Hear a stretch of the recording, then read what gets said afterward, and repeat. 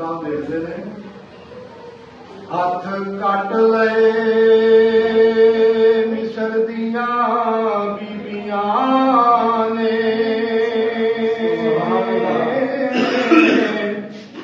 ਤੇ ਜਦੋਂ ਹੁਸਨ ਯੂਸਫ ਨਮੂਦਾਰ ਹੋਇਆ,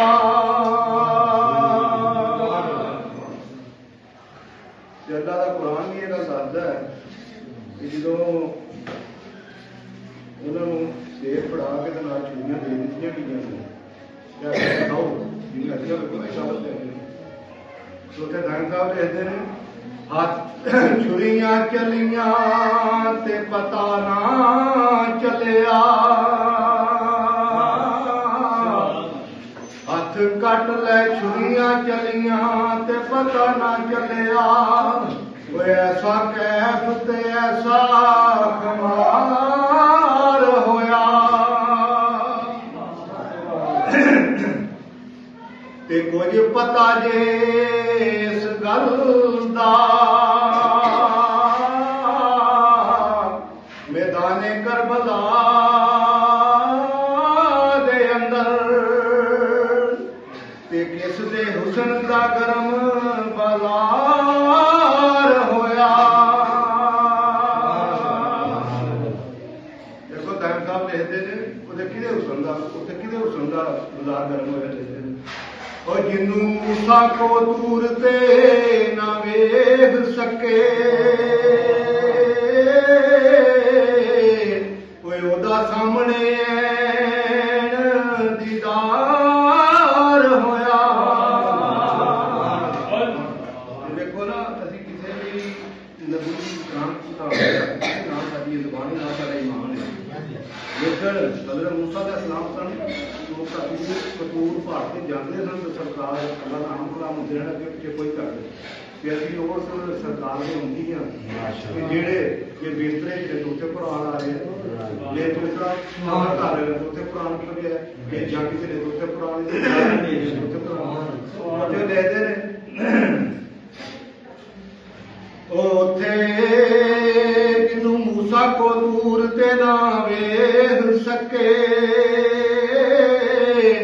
ਤੇ ਉਹਦਾ ਸਾਹਮਣੇ ਐਨ ਦੀਦਾਰ ਹੋਇਆ,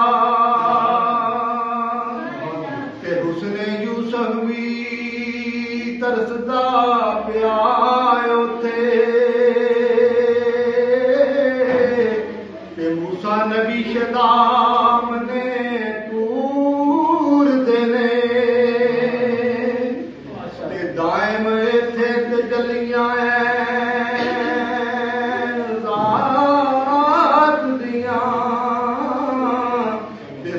ਜਲਵੇ ਪਾਕ ਮੁਹੰਮਦ ਦੇ ਨੂਰ ਦੇ ਨੇ।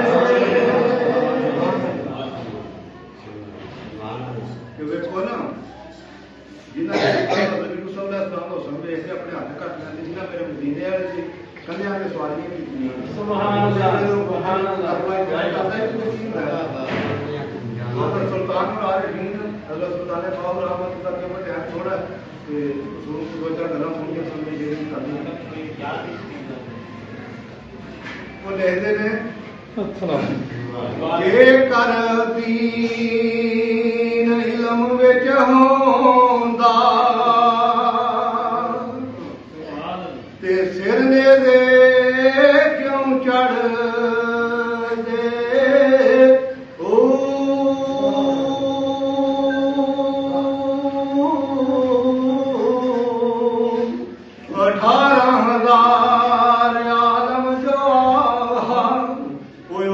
हुसैन दे मर दे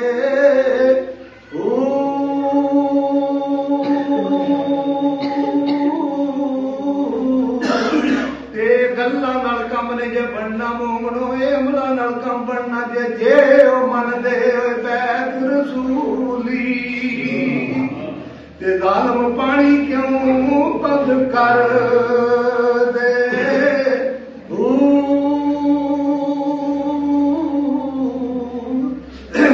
कुछ भी बनादा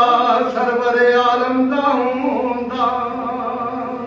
ते तंबू खेमे क्यों सड़ दे,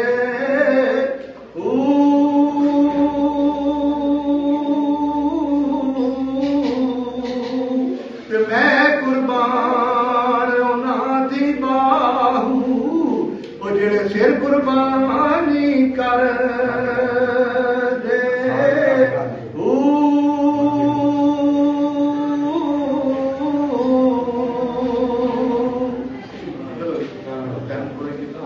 أعوذ بالله من الشيطان الرجيم بسم الله الرحمن الرحيم يا أيها الذين